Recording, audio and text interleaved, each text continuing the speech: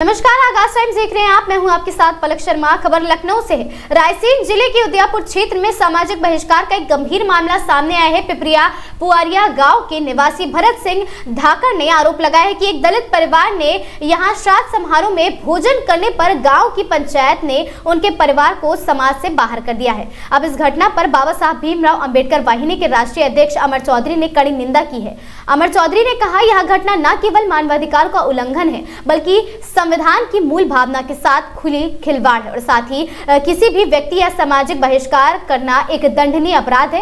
हम मांग करते हैं कि प्रशासन तत्काल प्रभाव से कार्रवाई करे, दोषियों पर गिरफ्तार किया जाए उन्हें और पीड़ित परिवार की सुरक्षा सुनिश्चित की जाए और यदि शीघ्र ही न्याय नहीं मिला तो अंबेडकर वाहिनी बड़ा आंदोलन करने के लिए बाध्य होगी। अमर चौधरी ने प्रशासन से यह भी अपील की है कि इस प्रकार की घटनाओं पर सख्ती से रोक लगाई जाए ताकि भविष्य में कोई भी व्यक्ति जातिगत भेदभाव का शिकार न हो।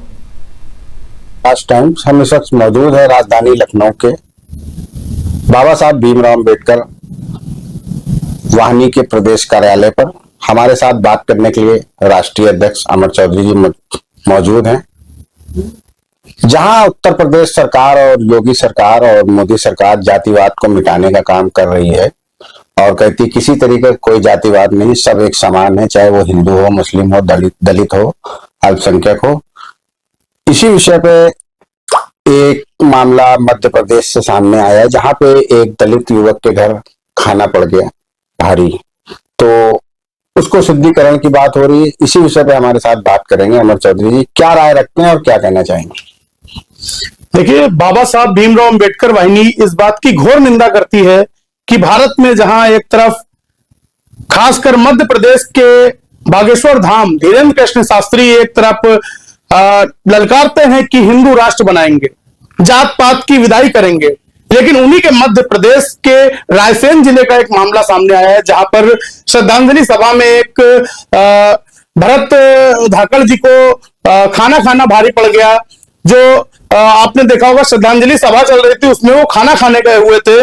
जो रायसेन जिला था, संतोष पराले जी के घर में एक श्रद्धांजलि सभा चल रही थी, उसमें उन्होंने खाना खाया भरत धाकड़ जी ने। तो उन पर कुछ मनुवादी जो थे, सामंतवादी थे, उन्होंने शुद्धिकरण की बात कही कि आपने दलित के घर में खाना खाया है तो शुद्धिकरण करना पड़ेगा। और शुद्धिकरण में कई गांवों को, कई क्षेत्र के लोगों को, ब्राह्मणों को भोजन कराना, गंगा जल से शुद्धिकरण। मतलब दलित समुदाय क्या समाज का हिस्सा नहीं है?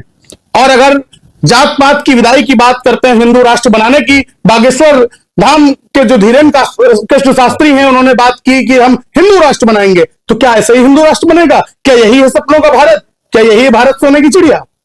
हमारा देश विकसित होता जा रहा है, जहां जातिवाद तो खत्म होता देख रहे हैं, तो ये मध्य प्रदेश भी भारत का हिस्सा है, तो क्या गांव में अभी तक ये परंपरा जारी है? देखिए, गांव की बात की जाए, अगर भारत के मध्य प्रदेश की बात हो या आपके मध्य प्रदेश के अलावा राजस्थान की बात हो, तो इन सब प्रदेशों में आप जब पहुंचेंगे तो दलितों को अपमान का सामना करना पड़ता है। और उत्तर प्रदेश की अगर बात की जाए तो उत्तर प्रदेश में दलित, पिछड़ा और मुस्लिम समाज को अपमान का लगातार सामना करना पड़ता है। आज की अगर घटना देखी जाए तो उत्तर प्रदेश के रायबरेली जिले में एक घटना घटित हुई है जिसमें एक स्कूली छात्र को दलित होने के कारण उसको पीटा गया, और जबकि बेल्ट से पीटा गया, जो घोर निंदनीय है। और बाबा साहब भीमराव अंबेडकर वाहिनी कड़ी निंदा इस पर करती है और दोषियों पर कड़ी कार्रवाई की मांग भी करती है। चुनाव के समय दलित मुस्लिम सब भाई हो जाते हैं, चुनाव जैसे ही खत्म होता है सब भेदभाव क्यों होने लगता है? देखिए, भाजपा की शुरू से नीति रही है फूट डालो राज करो, और भाजपा कहीं ना कहीं ये हिंदू मुस्लिम की लड़ाई, दलित मुस्लिम की लड़ाई, दलित ब्राह्मण की लड़ाई, मंदिर मस्जिद पर लड़ाई, ये सब मुद्दे कहीं ना कहीं भाजपा के लिए कोई नई चीज नहीं है, क्योंकि इन्होंने शुरू से ही सामंतवादी चेहरा अपना दिखा रखा है। और अगर आप किसी भी थाने, किसी भी चौकी या किसी भी प्रशासन में चले जाए तो आपको सिर्फ सामंतवादी नजर आएंगे बड़ी कुर्सियों पर। कोई भी आपको दलित, पिछड़ा, मुस्लिम समाज का जल्दी नहीं नजर आएगा। बड़ी कुर्सियों पर सिर्फ और सिर्फ ब्राह्मण ठाकुर विराजमान है। कहीं ना कहीं ये जो दोहरा रवैया और दोहरा चेहरा दिखाने का काम भारत में भाजपा सरकार कर रही है, वो भी कहीं ना कहीं निंदनीय है, क्योंकि जात पात की विदाई ये करना चाहते हैं, लेकिन जात पात की विदाई कहीं नहीं हो रही है।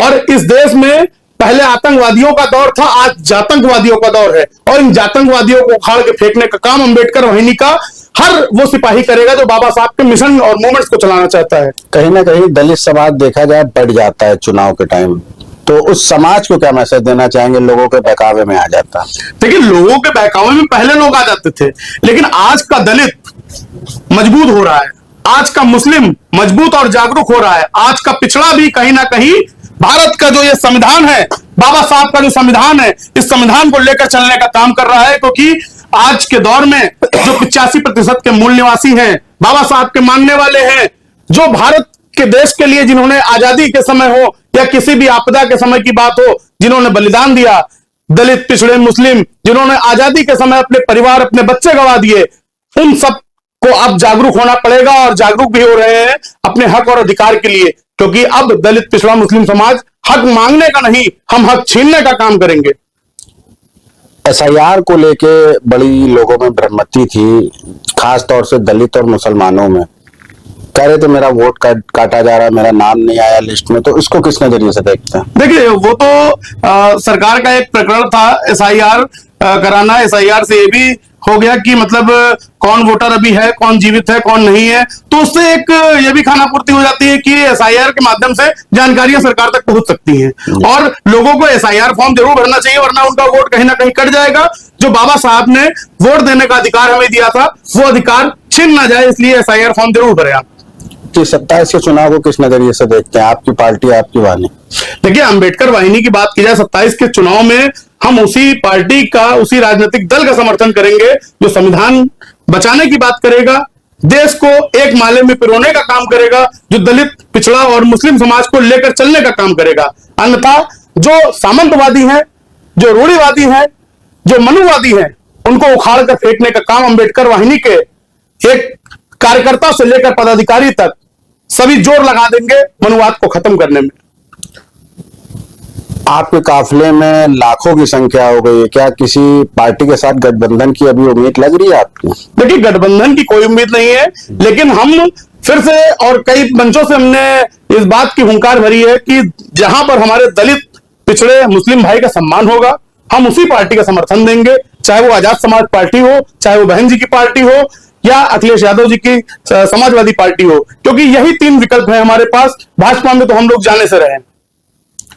बहन कुंवारी मायावती जी के साथ क्या आपका गठबंधन रहेगा अगर ऑफर आता है तो? देखिए, ऑफर आता है तो वो हमारी आदरणीय है, वो हमारे समाज की वो मसीहा है जिन्होंने दलितों को सम्मान दिलाने का काम किया और दलितों को कुर्सी पे बैठने का अधिकार दिया। बाबा साहब ने अगर हमारे अधिकारों के लिए लड़े हैं तो कहीं ना कहीं वैसा ही योगदान मान्यवर काशीराम साहब जी का और बहन जी का भी है, जिन्होंने आज दलित समाज में एक अलग पहचान बनाई, और बहुजन शेरनी, बहन जी बहुजन शेरनी के नाम से जानी जाती है। उनका तो हम मरते दम तक सम्मान करेंगे। तो ठीक है, ये तो हमारे साथ अमर चौधरी, जिन्होंने कहा हम दलितों और अल्पसंख्यकों पे कहीं से अत्याचार नहीं होने देंगे। वीडियो जर्नलिस्ट नरेश के साथ मैं दानिशवर, आगाज टाइम्स, लखनऊ।